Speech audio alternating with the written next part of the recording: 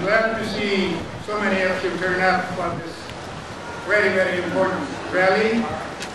Today is Canada Action Day. Indigenous peoples of Canada all across this land are gathered in rallies today, protest marches, in order to educate all of us, all Canadians, all Albertans, about the continuing injustices that they are victims to. These injustices are perpetrated by governments through their refusal to take action, through their refusal to respect the laws, constitutional principles, constitutional rights of all peoples, in particular the constitutional rights of Indigenous peoples of Canada. Rubicon Cree have been fighting for their rights for more than 70 years. 30 years ago, a little more than 30 years ago, their land began to be virtually confiscated. It was being invaded. It was being exploited.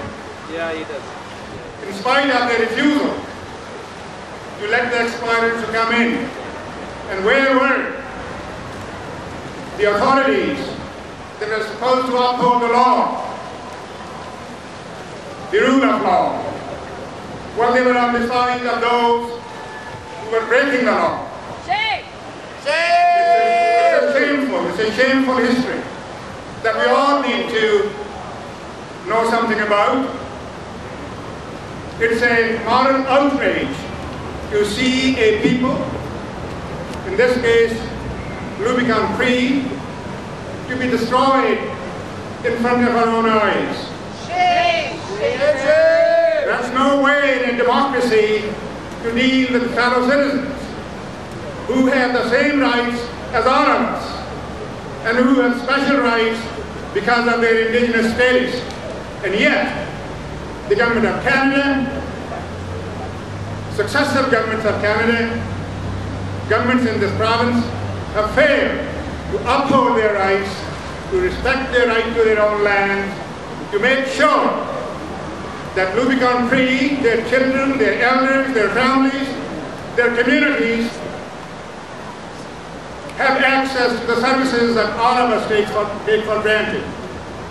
Running water, availability of potable water in your home. What an outrageous claim, what an outrageous demand. The right to have access to health care, right to have control over their own communities and over their own faith. These are basic human rights. The United Nations committees, United Nations Declaration on the rights of Indigenous peoples around the world are being flagrantly violated in this province and this country. To add insult to injury, the current federal government, Harper government, withdrew Canada's support for the United Nations Declaration on the Right of Indigenous Peoples.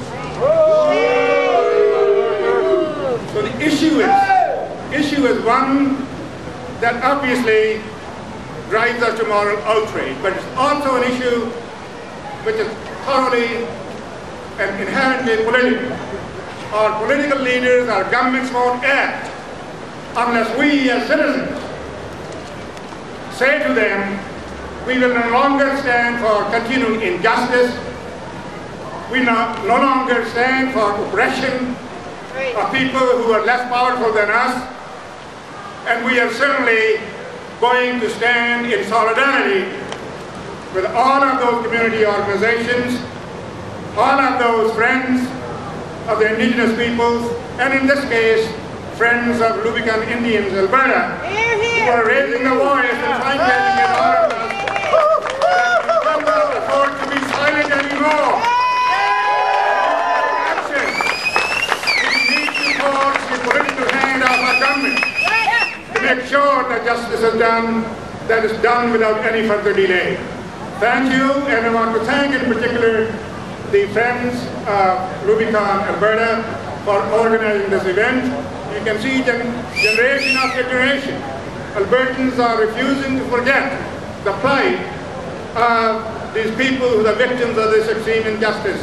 Leo Paquette spoke here just a moment ago.